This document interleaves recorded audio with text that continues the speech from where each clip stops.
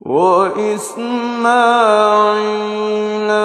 وإدريس وذا الكفل كل من الصابرين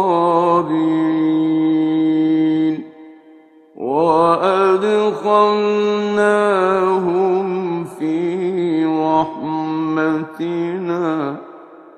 إنهم من الصالحين.